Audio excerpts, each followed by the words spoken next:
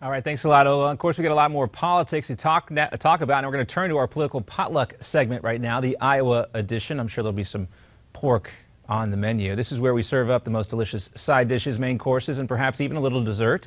Over the weekend, dozens of Republican presidential hopefuls gathered at Congressman Steve King's Iowa Freedom Forum to make their opening pitches to the Iowa GOP crowd. The summit was organized by King, one of the GOP's arch conservatives, and the group Citizens United. It was billed as the unofficial start to the 2016 Republican primaries. The impact on 2016, well, of course, we don't know at this point, but we do know a lot of folks today are talking about Scott Walker. He promised the same ideals he used to win the gubernatorial race in his traditionally blue state.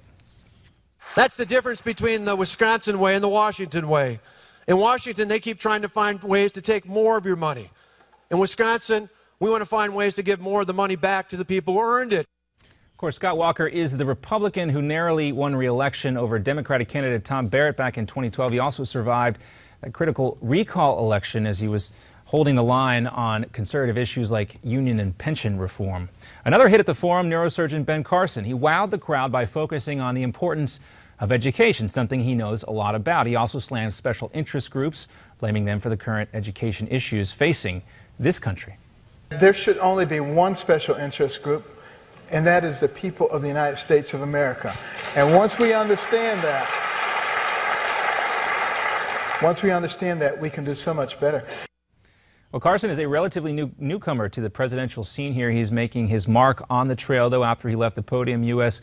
Congressman Steve King, the MC for the event, had only one word to say: wow. A lot of folks talking about Ben Carson as well. And now we've talked a lot about some of the hits, so it may be time for some of the misses, and a lot of those misses in terms of quotes came from Sarah Palin. Shortly after declaring that she was seriously interested in a presidential run again in 2016, she lost us and probably a lot of the crowd. The man can only ride you when your back is bent, so strengthen it. Then the man can't ride you. American won't be taken for a ride because so much is at stake, and we can't afford politicians playing games. That might not have even been the worst part of it. I'm going to echo Steve King's comments and also say wow, but a different kind of wow. The New York Daily News says that Palin's teleprompter froze, which forced her to ad-lib some of the speech. But apparently the same thing happened to Palin back in the Republican National Convention in 2008, but she recovered nicely there. A lot of folks remember that speech as a real winner. We're going to take a closer look at some of the harsh reaction to Palin's performance coming up here in a little bit, but let's wrap up our political potluck segment, the Iowa Freedom edition. We have Donald Trump to be the last act here. Trump easily took the award for the most brazen statements, perhaps, during the entire event. He told the audience that Republicans should not back former Florida Governor Jeb Bush or former 2012 GOP presidential candidate Mitt Romney. So you can't have Romney, he choked. You can't have Bush.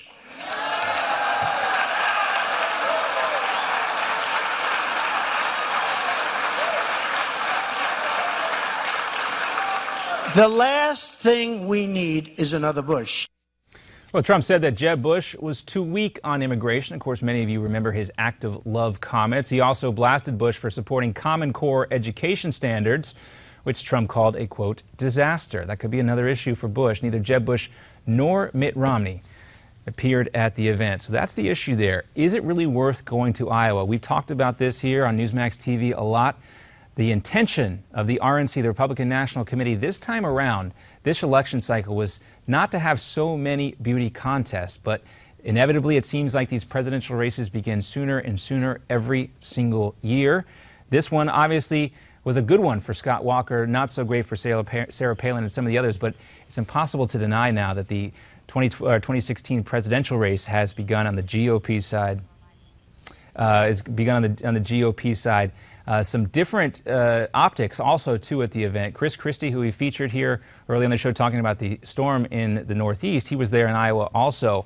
We were hearing reports that there were a lot of empty seats there for Chris Christie. Carly Fiorina, who also spoke there, the former head of Hewlett-Packard, she was actually followed up Sarah Palin, or followed up or preceded. A lot of folks focusing on her speech as well as a very powerful performance. So we'll keep covering that. I'm sure more will come out of that as the 2016 presidential race, at least on the GOP side, begins unofficially in Iowa. Let's also take another live look outside of what's taking place with that storm right now in the Northeast. Again, checking back in, looking live at New York City. You can see the New York City flag there on the left, right next to the American flag. I think we're looking at Times Square again here. Snow is really starting to come down. You see a few tourists out there milling about, and some of those cars on the road.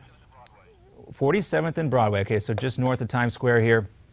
Also, we heard Mayor Bill de Blasio telling anyone aside from emergency crews to just stay off the road. It's a good idea for everybody to stay inside. New York City, take a dumping of snow also elsewhere in the Northeast, likely to get a lot of snow as well. And as we've been reporting here, a lot of flights canceled out of Logan International Airport in Boston, LaGuardia, and JFK in New York City, also white planes and air anywhere really in the Northeast, including Washington, D.C. Make sure you check with your airlines and your airport for any travel delays. Coming up in our next segment, can the Secret Service really protect the president? And how did a drone get onto the White House line? Plus, the number of measles cases skyrocketing. What are parents doing? We'll take a look in our What Say You segment coming up right after this.